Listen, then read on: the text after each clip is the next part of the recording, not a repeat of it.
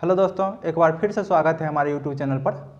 हम पिछले सेशन में हिस्ट्री व वैकल्पिक विषय के बारे में बातचीत कर रहे थे।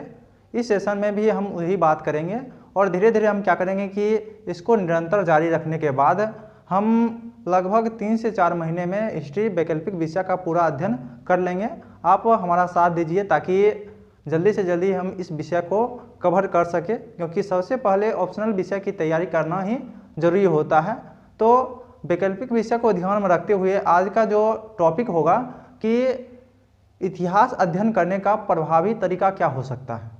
ऐसे तो हम जब इतिहास अध्ययन करते हैं तो बहुत सारा शिकायत होता है कि इतिहास सिर्फ तथ्यों का विषय है, सिर्फ तथ्य ही तथ्य दिखाई पड़ता है और इतना ज़्यादा तथ्य याद करना दूसरे विषय की तुलना में बहुत ज़्यादा होता है। लेकिन अगर दरअसल आप सही से देखेंगे, अगर सही से आप अध्ययन करते हैं इतिहास को, तो आपको लगेगा कि ये जो तथ्य है वो किसी न किसी रूप से किसी न किसी चीज़ का उदाहरण मात्र है। आप सबसे पहले कॉन्सेप्ट क्लियर कीजिएगा, उसके बाद ही उसका उदाहरण समझ पाइएगा। जैसे कोई भी किताब हो गया, तो किताब क्या है कि ये साहित्यिक स्रोत का ना, जैसे कौटिल्य का जो किताब है अर्थशास्त्र, वो क्या है कि साहित्यिक स्रोत का एक ऑप्शनल मात्र है, मतलब एग्जाम्पल मात्र ऐसा है कि एग्जाम्पल के रूप में उसको दिया जा सकता है। इतिहास सिर्फ फैक्ट का विषय नहीं होता है। अगर इतिहास अध्ययन करने का सबसे प्रभावी तरीका क्या होता है, इसके बारे में अगर हम नहीं जान पाएंगे तो इतिहास अध्ययन करने का कोई मतलब ही नहीं बनता है और दूसरे विषय की तुलना में ये बहुत आसान है। इसलिए इसका अध्ययन प्रभावी तरीका से करें ताकि क्या हो सके कि सफलता में ये विषय जो है हमें आगे बढ़ाए, यानी अत्यधिक अंकदायी हो सके। तो आज का मुख्य रूप से हम बातचीत जो करेंगे कि इतिहास पढ़ने का सबसे प्रभावी तरीका क्या होता है। उसके बाद दूसरा क्वेश्चन है कि युगबोध के रूप में युगबोध से आप क्या समझते हैं, इसके बारे में बातचीत करेंगे। और तीसरा जो होगा चर्चा का विषय कि पिछले सेशन में हम कुछ क्वेश्चन दिए थे या बनाने के लिए होमवर्क दिए थे आप लोग को, उसके आंसर क्या क्या हो सकते हैं, उसका आंसर हम लोग को खोजना है। तो मुख्य रूप से 3 बिंदु पर चर्चा होगी, यानी इतिहास लेखन का, इतिहास पढ़ने का प्रभावी तरीका, उसके बाद युगबोध क्या होता है, उसके बाद पिछले सेशन का आंसर खोजना है। तो चलिए हम शुरू करते हैं। सबसे पहले इतिहास अध्ययन करने का सबसे प्रभावी तरीका। ऐसे इतिहास का परिभाषा कभी कभी जो दिया जाता है, लेकिन इतिहास क्या है कि परिवर्तनों का रूप दर्शाता है। और अगर आप अध्ययन करना चाहते हैं तो इतिहास का अध्ययन अगर कहा जाए तो इतिहास का अध्ययन का अर्थ होगा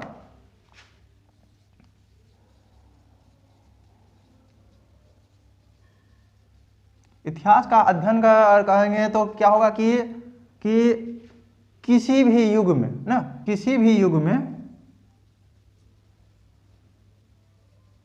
में उसके कौन कौन तत्व, राजनीति, आर्थिक, सामाजिक तथा सांस्कृतिक परिवर्तनों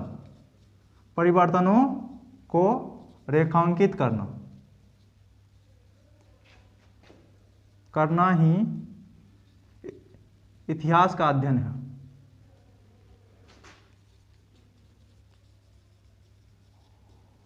यानी सिर्फ क्या है कि राजनीतिक, आर्थिक, सामाजिक तथा सांस्कृतिक परिवर्तन क्या क्या हो रहे हैं उस युग में, उसका परिवर्तन क्या हो रहा है, एक युग से जाने के बाद उसमें क्या परिवर्तन हो रहा है, इस तत्व को रेखांकित करना जरूरी है। जैसे पूरा पाषाण काल के बाद मध्य पाषाण काल में क्या बदलाव हुआ, मध्य पाषाण काल के बाद नव पाषाण काल में क्या बदलाव हुआ, इसके बारे में जानेंगे। हड़प्पा संस्कृति के बाद आप देखेंगे कि हड़प्पा संस्कृति और महाजनपद काल के बीच में क्या होता है, हड़प्पा संस्कृति नगरीय संस्कृति है, उसके बाद द्वितीय नगरीय संस्कृति जो है वो महाजनपद काल में आके मिलता है। तो बीच में जो पतन का काल रहता है उसमें क्या स्थिति है, क्या परिवर्तन को दर्शाना है, इसके बारे में भी अध्ययन करना है। और उस युग में क्या परिवर्तन होता है, जैसे हम लिखे कि राजनीतिक परिवर्तन, जैसे कहा जाता है कि मौर्योत्तर काल जो है उसको ऐसा माना जाता है कि पतन का काल माना जाता है। यूपीएससी में कई बार प्रश्न पूछा जाता है कि मौर्योत्तर काल को पतन का काल क्यों माना जाता है, इसके बारे में अपना राय व्यक्त कीजिए। लेकिन वो क्या है कि एक राजनीतिक पतन का दौर है, लेकिन उसमें क्या है कि मौर्य काल के तुलना में मौर्योत्तर काल जो है वो आर्थिक रूप से ज़्यादा समृद्ध हो रहा है, सामाजिक रूप से अधिक समृद्ध हो रहा है, उसके बाद सांस्कृतिक रूप से भी उसमें समृद्धि आ रही है, विभिन्न प्रकार की इमारतें बनाई जा रहा है।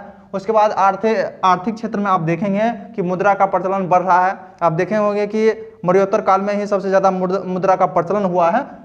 तो ये सब जो है कि परिवर्तन के दौर जो चलता है वो उसी परिवर्तन के दौर को रेखांकित करके उसका अध्ययन करना है, बस इतना ही करना है। और उस रेखांकित करने के में इस सब को बंटवारा करके हम क्या करेंगे कि आप लोग को आसानी हो, इसलिए क्या करेंगे कि राजनीतिक, आर्थिक तथा सामाजिक तथा सांस्कृतिक जो परिवर्तन उसमें हो रहा है उसको हम रेखांकित करते चलेंगे कि सामाजिक क्षेत्र में ये परिवर्तन हुआ, क्योंकि अलग अलग टॉपिक करके पढ़ने के बाद क्या होगा, उसके बाद हम एक में मिलाएंगे, क्योंकि उसके बाद हम ये भी देखेंगे कि पढ़ने का सबसे प्रभावी तरीका क्या होता है वो भी हम जानेंगे। सबसे पहले ये कि इतिहास अध्ययन इस प्रकार हम क्या कर सकते हैं कि इतिहास अध्ययन यानी राजनीतिक, आर्थिक, सामाजिक तथा सांस्कृतिक परिवर्तन को रेखांकित करते हुए चलना है।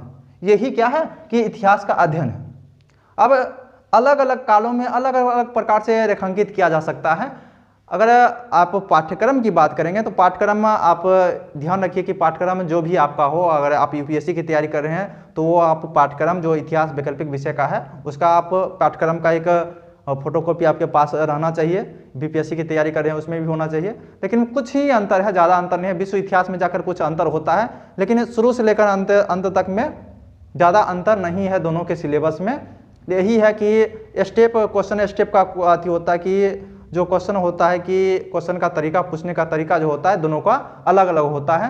तो लेकिन सिलेबस जो है दोनों का लगभग समान है। विश्व इतिहास में थोड़ा यूपीएससी का सिलेबस थोड़ा बढ़ जाता है। तो हमें क्या करना है कि दोनों को तरीका को अध्ययन करते हुए चलना है, यानी ताकि स्टेट पीसीएस भी हो जाए, उसके बाद यूपीएससी की तैयारी भी हो जाए। दोनों काम साथ में होना चाहिए। ये नहीं हो कि सिर्फ हम यूपीएससी की तैयारी करें, बीपीएससी की नहीं हुआ। यूपीएससी की तैयारी करते हुए आप बीपीएससी की तैयारी करेंगे तो वो आपके लिए अच्छा होगा। तो हम दोनों को बेसिक रूप से लेते हुए चलेंगे। बेसिक आपका क्लियर होने के बाद आप ऊपरी तौर से आप देखेंगे तो कोई भी चीज़ आपको आसान लगेगा, या कोई भी लेक्चर आप सुनेंगे तो उस समय क्या होगा कि मिलाने में आपको आसानी होगी, क्योंकि आपके पास पर्याप्त कॉन्सेप्ट होगा, उसके बाद उदाहरण होगा। तो सबसे पहले बेसिक क्लियर होना जरूरी है, क्योंकि आपको क्या है कि आप अधिकारी बनने के लिए जा रहे हैं। तो अधिकारी बनने के लिए तो अधिकारी क्या होता है कि आपका जो कर्मी है, आपका कर्मी जो देगा लेकर उसके ऊपर आपका निर्णय लेना है।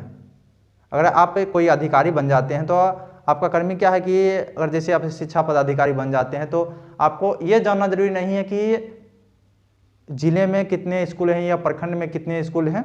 सिर्फ आप क्या करेंगे, आप ऑर्डर करेंगे कि ये कितना स्कूल है, अपने कर्मी को ऑर्डर करेंगे, वो कर्मी आपको बता के देगा कि इस क्षेत्र में कितना स्कूल है। आपको उसके बाद निर्णय लेना है कि स्कूल को किस प्रकार रखरखाव करना है। बहुत प्रकार के निर्णय होता है, वो निर्णय आपके ऊपर निर्भर करता है। लेकिन अभी आपके साथ कर्मी नहीं है, इसलिए क्या है कि आपका कर्मी का काम भी आप ही को करना है, उसके बाद निर्णय भी खुद ही को लेना है। तो सबसे पहले कर्मी का काम कर लीजिए, यानी बेसिक जानकारी ले लीजिए। उसके बाद क्या कीजिए कि इसकी तैयारी करने में आपको आसानी होगी। तो ये क्या है कि इतिहास अध्ययन का तरीका जो है, अब यूपीएससी की बात करें तो यूपीएससी में क्या है कि 2 पेपर में एग्जाम लिया जाता है, पेपर 1 और पेपर 2। पेपर 1 में क्या किया जाता है कि प्राचीन भारत और मध्यकालीन भारत का एक पेपर होता है। उसके बाद दूसरा पेपर में क्या होता है कि आधुनिक भारत और आधुनिक विश्व का एक पेपर होता है, यानी 2 पेपर। उसके बाद बीपीएससी की बात करते हो, बीपीएससी में एक ही पेपर होता है दोनों मिलाकर, यानी उसके एक पेपर में पार्ट 1 में ये प्राचीन भारत और मध्यकालीन भारत होता है। उसके बाद पार्ट 2 में होता है आधुनिक भारत और आधुनिक विश्व।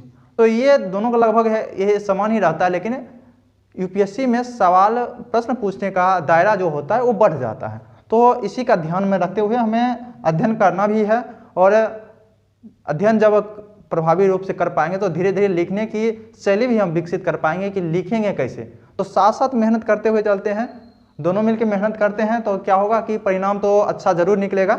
तो अध्ययन करने का तरीका जो है, तो अध्ययन करने का तरीका 2 प्रकार से हो सकता है, क्योंकि आपको पता है कि अगर काल विभाजन आप जानते होंगे, काल का विभाजन किया जाता है, विभिन्न प्रकार के इतिहासकारों के द्वारा ऐसा किया गया है। तो काल का विभाजन एक किया जाता है कि पूर्व ऐतिहासिक काल,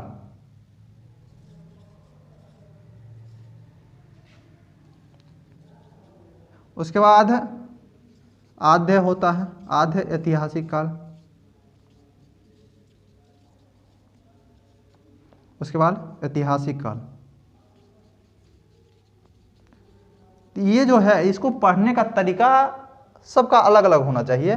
तो ये जो है खास करके पूर्व ऐतिहासिक काल में, पूर्व ऐतिहासिक काल में तीनों पाषाण काल आ जाते हैं, पूरा पाषाण काल, मध्य पाषाण काल और नव पाषाण काल। तो पूरा पूर्व ऐतिहासिक काल का पढ़ने का तरीका अलग होना चाहिए। आदि ऐतिहासिक काल में वैसे इसमें पूर्व ऐतिहासिक काल में है कि इसमें पुरातात्विक स्रोत है, जब हम स्रोत की चर्चा करेंगे तब हम बताएंगे। और आधे ऐतिहासिक काल में क्या है कि इसमें एक ही स्रोत यानी पुरातात्विक स्रोत को ही लिया जाता है और इसमें हड़प्पा संस्कृति और उसके बाद वैदिक संस्कृति को रखा जाता है। आपको ये जानकर हड़प्पा संस्कृति में तो लिपि का विकास हो गया था, लेकिन तब पर भी उसकी साहित्य अभी तक पढ़ी नहीं जा सकी है, इसलिए इसको आधे ऐतिहासिक काल में रखा जाता है। और वैदिक संस्कृति को इसलिए इसमें रखा जाता है, तो साहित्य का विकास जो हुआ था वैदिक संस्कृति में, वो साहित्य जो है वो बाद में लिखा गया है, उस समय नहीं लिखा गया था। इसलिए ऐसा माना जाता है कि इसको भी, वैदिक साहित्य को भी आधे ऐतिहासिक काल में रखना जाना चाहिए। जब हम स्रोत पढ़ेंगे तो इसके बारे में विस्तार से चर्चा करेंगे।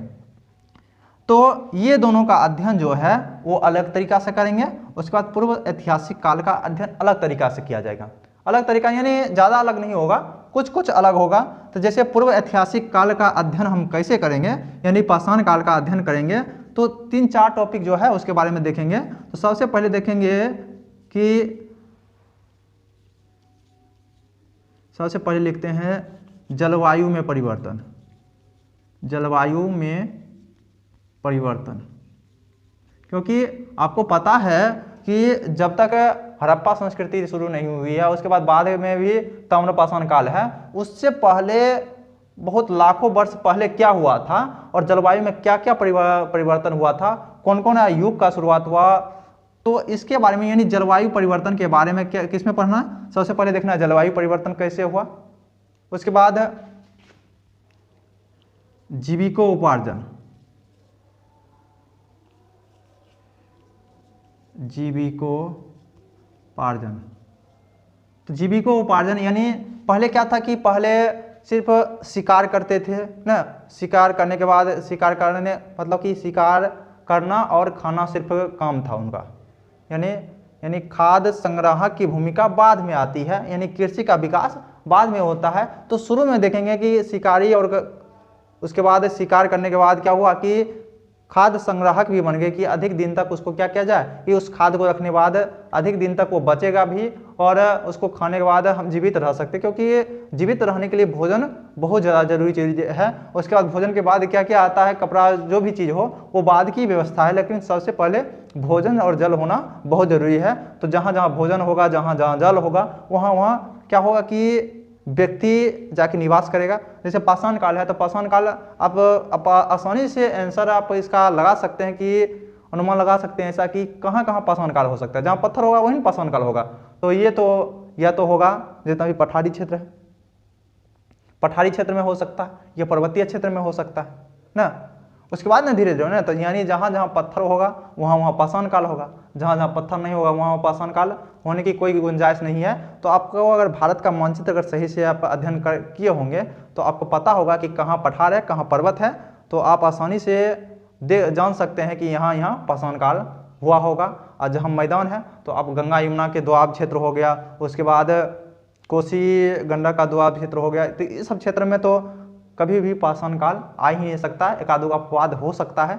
जैसे माना जाता है नव पाषाण काल में ये जो चिरांद है, शिव बिहार का एक जगह है सिवान में, उसको माना जाता है, तो ये सब अपवाद ही है। तो जीविकोपार्जन कैसा था, तकनीकी, अब तकनीकी का परिवर्तन, सब परिवर्तन हो रहा है ना, जीविकोपार्जन में परिवर्तन, तकनीकी में क्या परिवर्तन हो रहा है।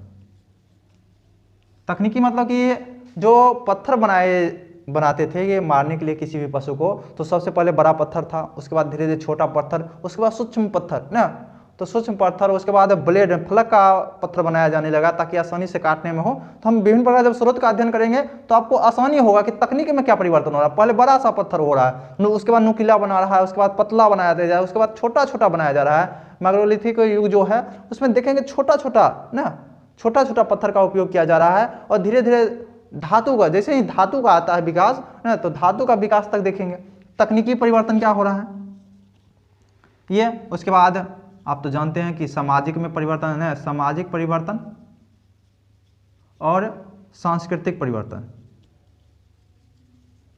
अब बताओ कि संस्कृति का विकास, कला, संस्कृति में आता है कला, शिल्प विकास। कला भी आप देखे होंगे कि भीमबेटका का जो चित्र प्रदर्शित होता है, जो पूरा पाषाण काल से लेकर मध्य पाषाण काल और नवपाषाण काल, तीनों का उदाहरण उसमें मिलता है। तो आप देखेंगे कि संस्कृति का वो अपना बोध कर रहा है, चित्र बना के वो बोध कर रहा है, यानी साथ में संस्कृति का विकास भी हो रहा है। और ऐसा भी कहा जाता है कि एक संस्कृति ऐसा भी, यानी जीवन यापन को भी संस्कृति के अंतर्गत रखा जाता है। तो जीवन यापन कैसे कहा जाता है कि जो उस समय थी, तो उस समय क्या था कि जितना भी आप देख रहे हैं कि पाषाण कालीन संस्कृति ही लिखा जाता है ना। संस्कृति क्यों लिखा जाता है? क्योंकि वह संस्कृति का ही विकास है, जीवन यापन का ही विकास है, इसलिए संस्कृति लिखा जाता है। तो पूर्व ऐतिहासिक काल में इस तथ्य को मद्देनजर रखते हुए हम आगे बढ़ेंगे। आपको कभी कभी ऐसा लग जाएगा कि ऐसा हो नहीं रहा सर, ये नहीं बताए, लेकिन आप गौर करके देखिएगा तो उसमें जलवायु परिवर्तन की चर्चा जरूर होगी, जीविकोपार्जन की चर्चा जरूर होगी, तकनीकी परिवर्तन की चर्चा जरूर होगी, सामाजिक परिवर्तन की चर्चा जरूर होगी, उसके बाद सांस्कृतिक परिवर्तन की चर्चा भी जरूर होगी। लेकिन हम कोशिश करेंगे कि ये सब ऊपर में हेडलाइन देने के बाद ये लिखाएंगे ताकि अच्छा रहे। उसके बाद आद्य ऐतिहासिक काल, उसके बाद का जो काल है उसमें क्या है कि इसको हम साफ कर लेते हैं सबसे पहले, उसके बाद बताते हैं कि ऐतिहासिक, आद्य ऐतिहासिक काल और ऐतिहासिक काल का अध्ययन हम कैसे करेंगे।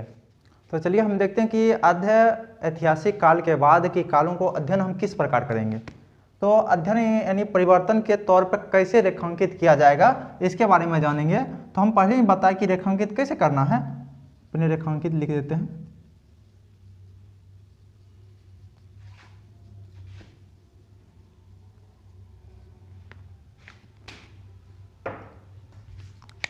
रेखांकित करने की विधि, सबसे पहले में क्या होगा कि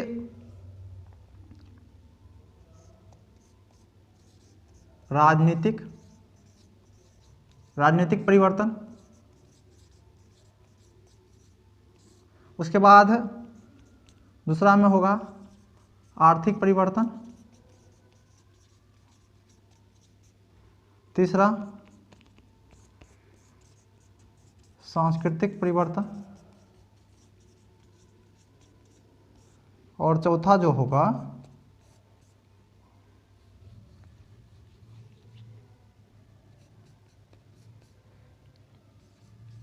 सामाजिक परिवर्तन।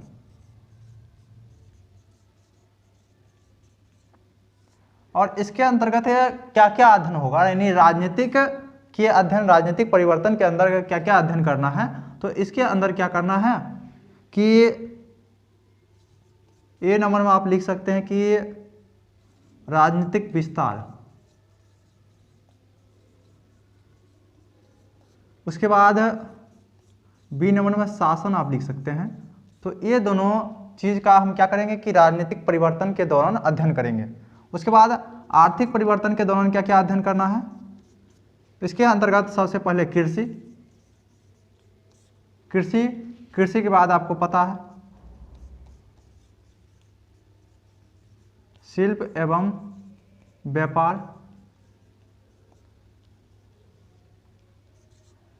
उसके बाद शिल्प एवं व्यापार के बाद मुद्रा का अध्ययन होगा इसी के अंतर्गत। उसके बाद नगरीकरण। तो ये प्रमुख 4 तत्व आर्थिक परिवर्तन के अंतर्गत अध्ययन करना है। यानी रेखांकित इस प्रकार करते चलेंगे कि राजनीतिक विस्तार कैसे होता है, यानी राजनीतिक परिवर्तन की दौर को रेखांकित अगर करेंगे तो उसमें देखेंगे राजनीतिक विस्तार कहाँ से कहाँ तक था। उसके बाद शासन किस प्रकार की हुआ है, यानी शासन के भागीदारी में कौन कौन से अधिकारी हैं, कौन कौन से शासन के प्रकार हैं, इस प्रकार के बारे में अध्ययन करेंगे। आर्थिक परिवर्तन में भी देखना है कि कृषि का विकास कैसे हुआ, शिल्प एवं व्यापार का विकास कैसे हुआ, मुद्रा का विकास क्या हुआ, कैसे हुआ। उसके बाद नगरीकरण कैसे, नगरीकरण का जो दौर चल रहा है उसके बारे में क्या जानकारी उस स्रोत से मिलता है, इसके बारे में भी जानेंगे। उसके बाद सांस्कृतिक परिवर्तन के अध्ययन में भी है कि इसमें आप देखेंगे क्या होगा कि धर्म एवं दर्शन, उसके बाद तकनीकी एवं विज्ञान, उसके बाद सी नंबर में आप देखेंगे इसका तकनीकी एवं विज्ञान होगा कि सी नंबर में आप देख सकते हैं कि भाषा एवं साहित्य, इसका भी अध्ययन इसी के अंतर्गत करना है। और डी नंबर में शिल्प एवं कला। तो ये सभी तत्वों का अध्ययन रेखांकित करते हुए चलना है। सांस्कृतिक परिवर्तन, जब भी सांस्कृतिक के बारे में पूछा जाएगा आपके बारे में कि सांस्कृतिक के तत्व को रेखांकित कीजिए, रेखांकित शब्द भी ऐसा आते रहता है प्रश्न बराबर, तो सांस्कृतिक के तत्व को रेखांकित करने के लिए अगर सब प्रश्न आ सकता है तो उसमें देखना है धर्म दर्शन के किस प्रकार उस युग में चल रहा है, उसके बाद तकनीकी एवं विज्ञान उस युग में किस प्रकार का है, भाषा एवं साहित्य कैसे है, उसके बाद शिल्प एवं कला कैसा है। तो यह सांस्कृतिक परिवर्तन को रेखांकित करता है। उसके बाद आप रीति रिवाज भी ले सकते हैं। तो ये सब रहन सहन, रीति रिवाज, बोली, ये सब जितना भी चीज़ आता है ये सब किसके अंतर्गत आता है? सांस्कृतिक परिवर्तन के अंतर्गत आता है। सामाजिक परिवर्तन को अगर रेखांकित करने के लिए बात होगा क्योंकि अलग अलग दौर है और प्रश्न भी प्रायः एक एक टॉपिक पर आ सकता है, पूरे टॉपिक को मिलाकर आ सकता है ना, किसी एक विशेष, यानी ऐसा प्रश्न आ सकता है कि बताइए कि वैदिक काल से लेकर पूर्व मध्य काल तक सामाजिक परिवर्तन किस प्रकार हुआ, टिप्पणी कीजिए। इस प्रकार का क्वेश्चन रह सकता है। रेखांकित कीजिए, टिप्पणी कीजिए न, आलोचनात्मक व्याख्या कीजिए, इस प्रकार का क्वेश्चन रह सकता है। तो अलग अलग परिवर्तन को भी देखते हुए चलेंगे और साथ में मिलाएंगे भी, हम ये भी बताएंगे किस प्रकार का अध्ययन करना है। तो सामाजिक परिवर्तन में क्या क्या देखना है? सामाजिक परिवर्तन में सबसे पहले देखना है कि वर्ण एवं जाति, वर्ण एवं जाति। उसके बाद बी नंबर में देखना है कि महिलाओं, शूद्रों एवं अछूतों की स्थिति। तो इस तत्वों पर क्या करना है? रेखांकित। महिलाएं, शूद्र और अछूत, जो जिसको छुआछूत की थी, दलित जाति जिसको हम कह सकते हैं, तो उसकी स्थिति समाज में कैसी थी इसके बारे में जानेंगे। तो आपको अगर पिछले चैप्टर अगर याद होगा तो पिछले चैप्टर में हम बताए, लेक्चर 1 में हम बताए हैं कि मार्क्सवादी जो इतिहासकार हैं ना, मार्क्सवादी इतिहासकार क्या करता है कि आर्थिक, सांस्कृतिक, सामाजिक इस प्रकार के अध्ययन को लिखने की कला जो विकसित किया है वो मार्क्सवादी लेखक ने किया है, और खास करके आर्थिक परिवर्तन को रेखांकित ज़्यादा किया है।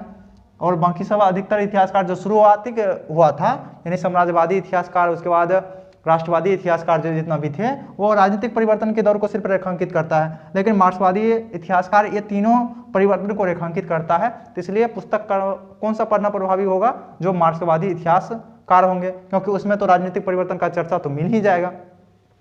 तो राजनीतिक परिवर्तन का जब मिल जाता है तो इसलिए जब हम पेपर 1 की चर्चा कर रहे हैं, यानी बीपीएससी यूपीएससी के लिए पेपर 1 हो सकता है, यानी प्राचीन काल की जब हम बात करते हैं तो प्राचीन काल के लिए आपका सबसे, अगर किताब आपको एक लेना है किताब, तो आप RS शर्मा का एक बुक आता है, ओरिएंट ब्लैक स्वान आजकल जो प्रकाशन करता है उसका, उसके बाद उस बुक को लेकर ले लीजिए, उसको सही से तरीके से पढ़ना है। RS शर्मा का है प्राचीन भारत, क्योंकि उसमें इन तत्वों को रेखांकित अच्छी तरीके से किया गया है और हमारा पढ़ाने का तरीका भी लगभग उसी तरह होगा, यानी RS शर्मा की तरह, लेकिन पूरी तरह से उसके ऊपर निर्भर नहीं करेंगे, कुछ अन्य राइटर का भी मदद लेंगे, लेकिन आपको सिर्फ उसी को पढ़ना है। आपके प्राचीन भारत समझने के लिए सबसे अधिक प्रभावी पुस्तक वही है, और छोटा भी है, सिलेबस भी उसका छोटा है, यानी ऐसे पढ़ने के लिए तो प्राचीन भारत में बहुत सारे लेखक हैं, लेकिन उस लेखक को पढ़ना ज़्यादा उचित होगा। और प्रायः इसके बारे में सलाह भी ऐसा ही दिया जाता है कि RS शर्मा का प्राचीन भारत आप पढ़िए। तो और मार्क्सवादी लेखक हैं RS शर्मा, और साथ में अन्य का उदाहरण भी लेकर बोलते हैं, तो मार्क्सवादी लेखक ये तीनों चीज़ को जरूर दर्शाएगा, तो इसलिए मार्क्सवादी लेखक को पढ़ना ज़्यादा उचित होगा। तो ये था कि रेखांकित करने का ये सब तरीका हुआ कि हड़प्पा संस्कृति के बाद ये सब तरीका, यानी हम क्या करेंगे जब पढ़ाने का शुरू करेंगे तो इसमें बताएंगे कि राजनीतिक परिवर्तन पहले देखेंगे, राजनीतिक परिवर्तन ना, राजनीतिक स्थिति क्या है, राजनीतिक स्थिति में राजनीतिक विस्तार देखेंगे, उसके बाद शासन देख लेंगे उसका, उसके बाद आर्थिक परिवर्तन की बात किया जाए। आपको अगर क्वेश्चन भी रह सकता है कि आर्थिक परिवर्तन के तत्व को रेखांकित कीजिए, तो उसमें आप क्या कीजिएगा, ये सब तत्वों को ध्यान में रख के क्या कीजिएगा कि उसका आंसर लिखने में आपको आसानी होगा। हम भी इसी टर्म में लेकर हम भी चलेंगे। यानी जब आर्थिक परिवर्तन को लिखाएंगे तो पहले कृषि ऊपर में लिख लेंगे, और कृषि में क्या क्या विस्तार हुआ, यानी क्या क्या परिवर्तन दूसरे युग के तुलना में इस युग में क्या परिवर्तन हुआ उसके बारे में भी बताएंगे। शिल्प एवं कला में कैसा, शिल्प एवं व्यापार कैसा विकसित हुआ, मुद्रा कैसे विस्तार हुआ, नगरीकरण का विस्तार कैसे हुआ ना। सांस्कृतिक परिवर्तन को भी ध्यान में रख के चलेंगे, धर्म एवं दर्शन का भी, क्योंकि सांस्कृतिक परिवर्तन तो ऐसे भी जीएस में आपको पढ़ना ही है। यानी जीएस का क्लियर भी साथ में यहीं से आर्ट एंड कल्चर पढ़ना है, तो आर्ट एंड कल्चर हम भी साथ में पढ़ते हुए चलेंगे, इसको अलग से पढ़ने की जरूरत नहीं। कोई क्या कर शुरू कर देता है, आर्ट एंड कल्चर को शुरू से एकदम अलग से पढ़ना की कोशिश करेगा, लेकिन ये क्या है, ये इसके साथ ही है। इतिहास से उसको अलग करना बहुत मुश्किल होता है। अगर आप साथ में पढ़ेंगे तो ज़्यादा अच्छा आंसर लिख सकेंगे, और अच्छा आंसर लिखेंगे तो अंगदाई वही आंसर होता है जो अच्छा लिखा हुआ रहता है। आपको पढ़ाना पड़ेगा, पढ़ने वाला कोई नहीं है वहाँ पर, आपको ऐसा उत्तर लिखना है जिससे वो पढ़ सके, ऐसा उत्तर, यानी वो पढ़ने के लिए आकर्षित हो सके, ऐसा उत्तर लिखना है। तो इसलिए सांस्कृतिक परिवर्तन, सामाजिक परिवर्तन, ये सभी तत्वों को रेखांकित करते हुए हम आगे बढ़ेंगे। तो यहाँ तक हो गया। उसके बाद हम देखते हैं कि अध्ययन करने के एक और विधि है, उसके बारे में जानेंगे। उसके बाद युगबोध जानते हैं, तो इसको साफ करने के बाद उसको देखते हैं। अब देखते हैं कि अध्ययन का एक विशिष्ट विधि होता है, उसके बारे में हम अध्ययन करेंगे। विशिष्ट विधि में क्या होता है कि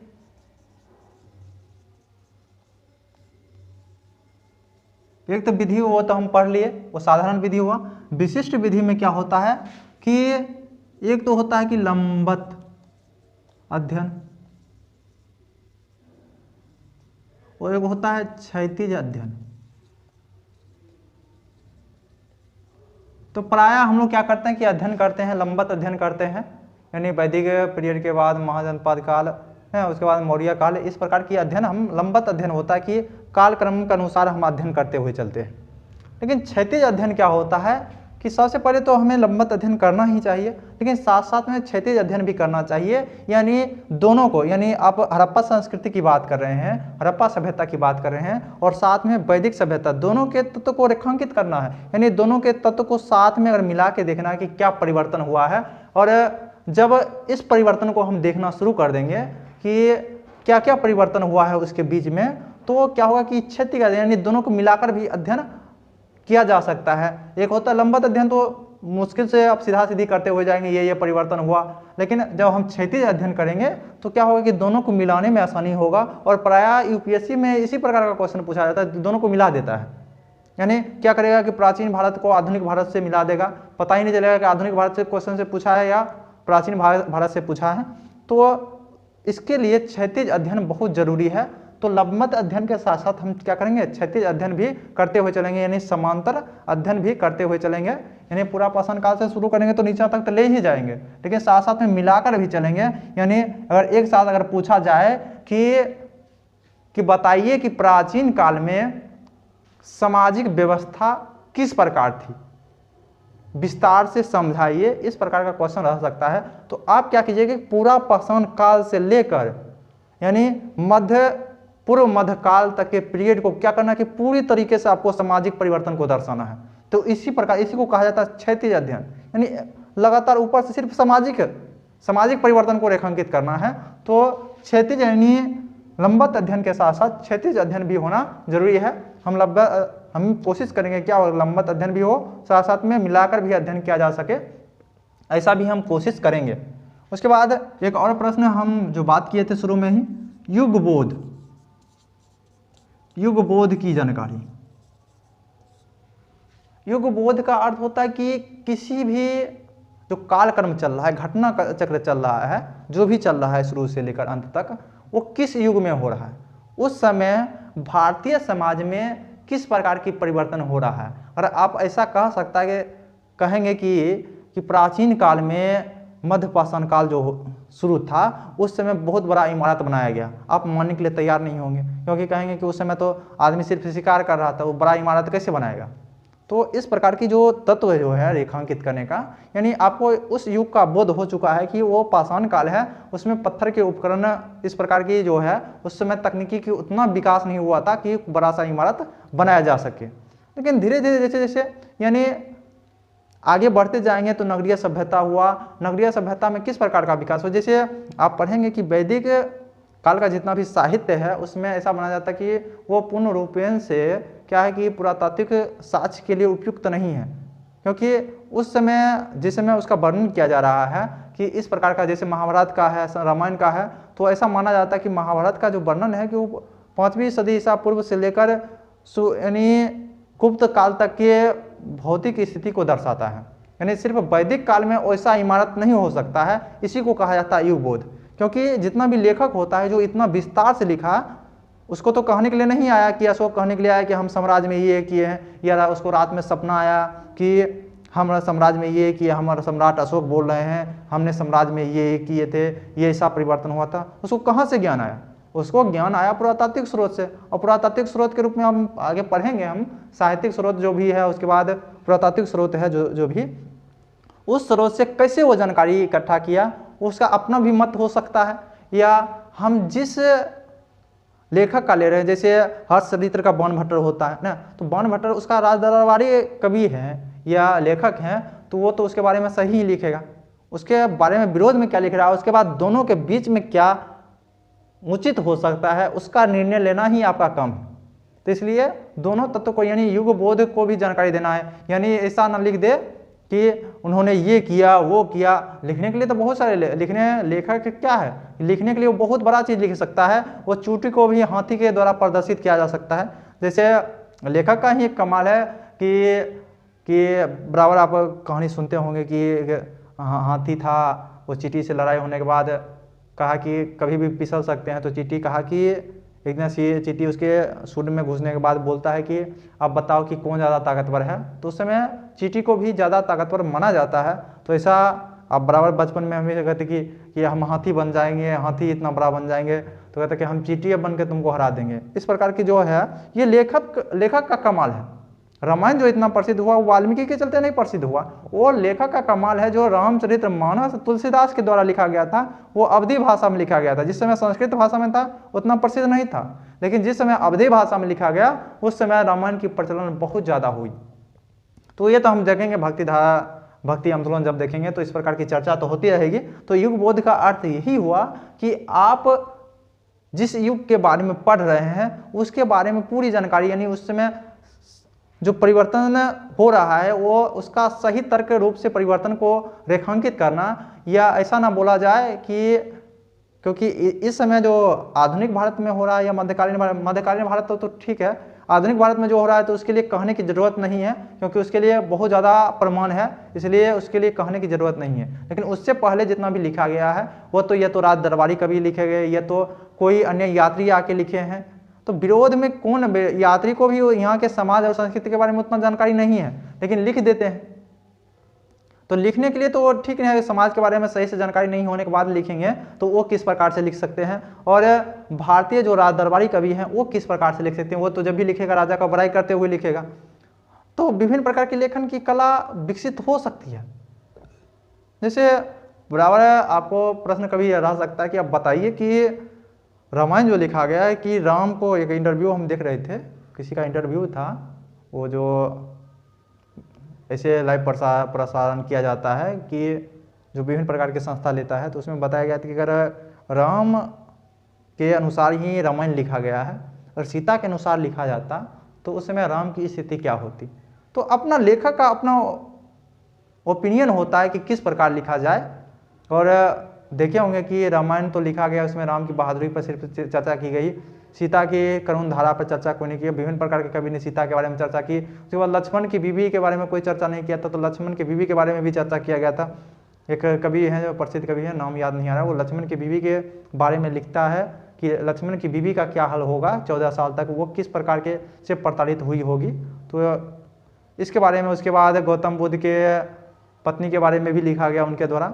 तो लेखक का अपना अपना कला होता है, किसको भी हीरो बना सकता है, किसी को भी विलन बना सकता है। लेकिन आप इतिहास के अच्छे विद्यार्थी हैं, इसलिए आपको दोनों के बीच फर्क करना बहुत ज़्यादा ज़रूरी है। दोनों में क्या क्या अलग अलग हो सकता है उसको अलग करना भी आपके लिए बहुत ज़्यादा ज़रूरी है।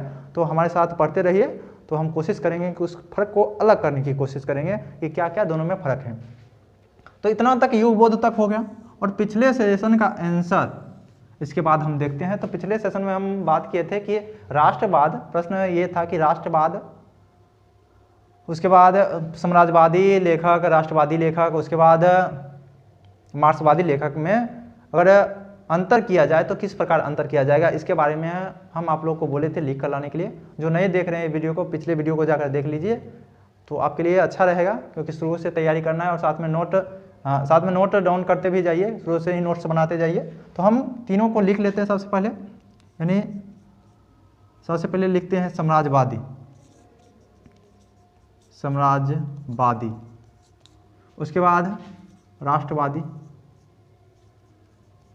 सब लेखक का आती है अप्रोच लिखना है, उसके मार्क्सवादी। हम इतिहास लेखन पढ़े थे कि इतिहास किस प्रकार का लेखन किया गया है। समाजवादी लेखक का अपना अपना सबका दृष्टिकोण है, दृष्टिकोण के ऊपर भी है कि ये क्या करेगा कि अपना साम्राज्य को उचित ठहराने की कोशिश करेगा। ये क्या करेगा कि ये भारतीय व्यक्ति को उचित ठहराने, यानी समाजवादी का विरोध करना इसका काम है।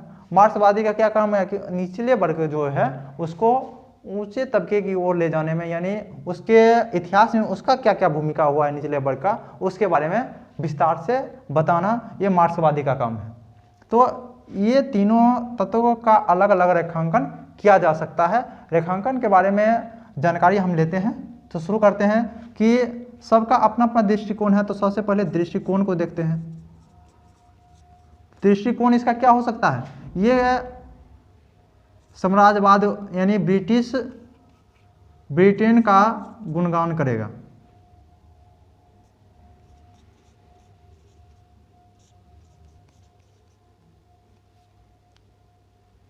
ऐसा आप इसको साफ करने के बाद लिखते हैं गलत, तो इसको इधर पहले लिखेंगे।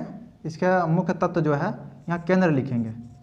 तो केंद्र जो है ये व्यक्तिवादी ऊपर केंद्रित रहता है। ये क्या करेगा कि सिकंदर, मुगल जैसे व्यक्ति जितना भी आए, बाबर जैसे व्यक्ति को बताकर ये दर्शाने की कोशिश करेगा कि सदा यहाँ आक्रमण करने वाला ही राज किया है और यहाँ के व्यक्ति को लूट कर ले गया, यहाँ की संपदा को लूट कर ले गया है। लेकिन अंग्रेज आया है और यहाँ के व्यक्ति को सुधारेगा, यहाँ के परंपरा को सही करेगा, क्योंकि यहाँ की परंपरा ठीक नहीं है। तो ये क्या करेगा, ये व्यक्तिवादी और समाज को भी लेकर चलेगा। अधिकतर क्या हो, भारतीय समाज को ही ये दोष देगा।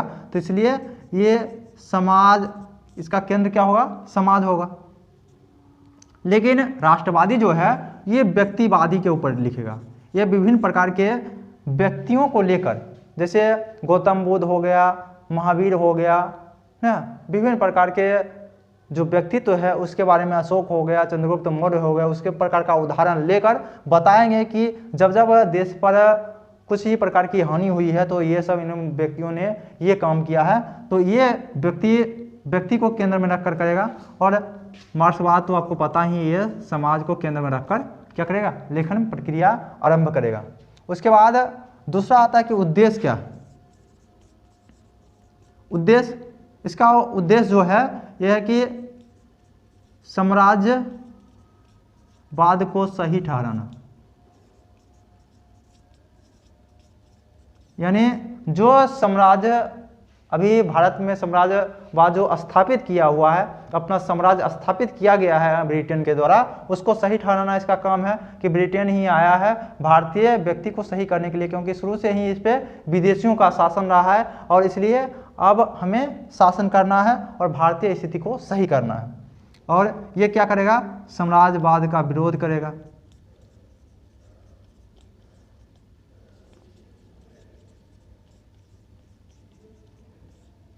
और विरोध करना काम है।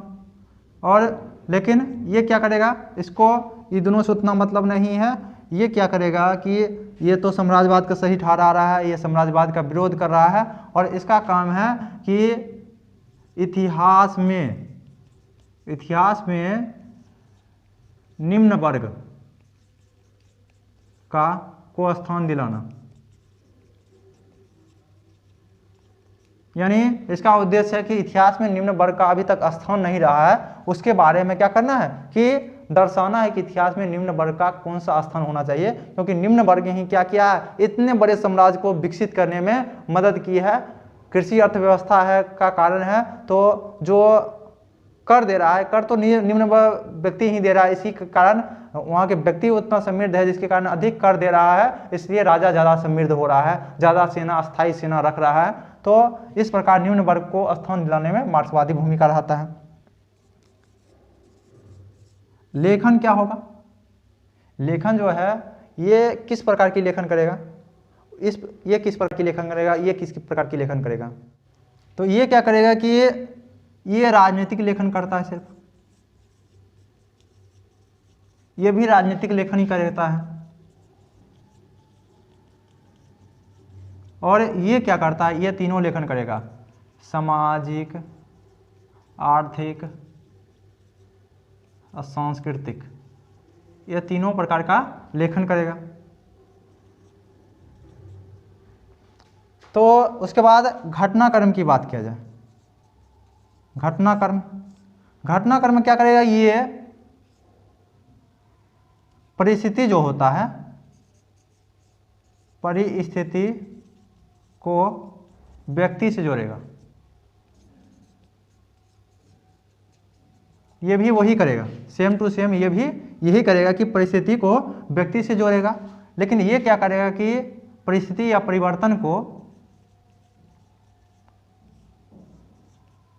परिवर्तन को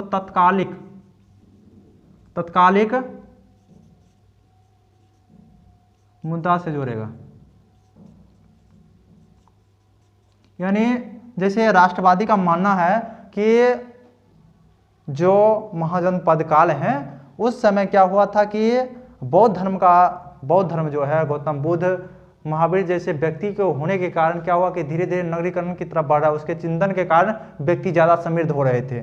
लेकिन मार्क्सवादी का ये कहेगा कि गौतम बुद्ध और महावीर, जैन जैसे व्यक्ति तभी हुए क्योंकि उस समय ब्राह्मणों का वर्चस्व ज़्यादा था और वैश्य वर्ग जितना भी थे उसको ब्राह्मण में उतना तृतीय वर्ग के व्यक्ति के रूप में उसको रखा जाता, क्योंकि ब्राह्मण सबसे ऊंचे, राजपूत, उसके बाद वैश्य को रखा जाता था।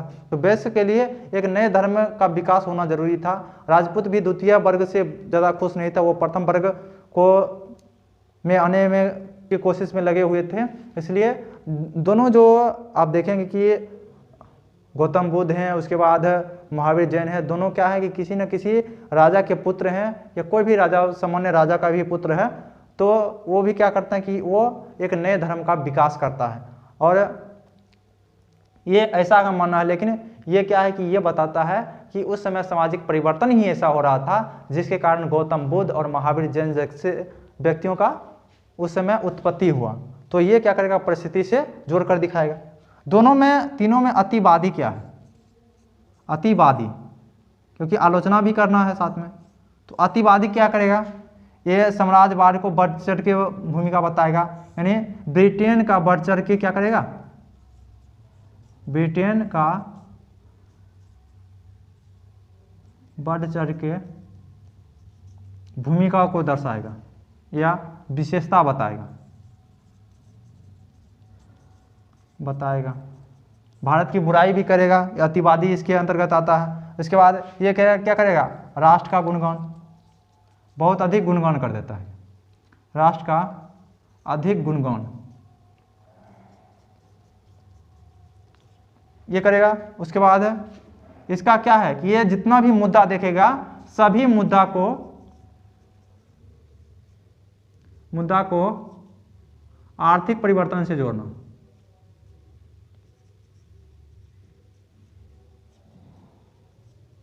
इसका खामी यही है कि मार्क्सवादी क्या करता है कि जितना भी मुद्दा आएगा उसको आर्थिक परिवर्तन से जोड़ के देखेगा कि आर्थिक परिवर्तन के कारण ही ऐसा हुआ है। तो ये इसका अतिवाद था।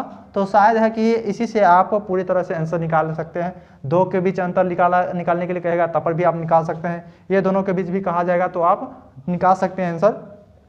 इसके और इसके बीच भी कहा जाए तो इसके बीच भी क्या कर सकते हैं? अंतर के बिंदुओं को रेखांकित कर सकते हैं और साथ साथ में इसका उदाहरण भी देते चलिएगा कि कैसे कैसे है। उसके विभिन्न प्रकार के लेखक का उदाहरण आप दीजिएगा। जैसे समाजवाद में जैसे मैक्स मुलर हो गया, उसके बाद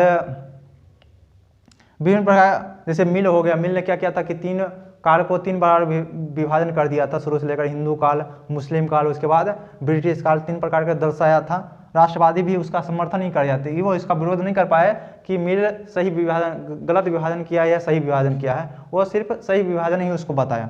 उसके बाद मार्क्सवादी लेखक ने ही उसका विरोध किया कि इस प्रकार का विभाजन संभव ठीक नहीं है। तो ये विभिन्न प्रकार के उदाहरण देकर आप इसको समझा सकते हैं। मुख्य रूप से यही इसका अंतर यानी अंतर स्पष्ट करने का यही बिंदु प्रमुख होगा। तो आशा है कि आप इतना समझ पाएंगे। अगले जब हम अगले लेक्चर 3 में हम क्या करेंगे कि स्रोत के बारे में बातचीत करेंगे और वहीं से क्या होगा प्राचीन काल शुरू हो जाएगा। तो तब तक के लिए धन्यवाद।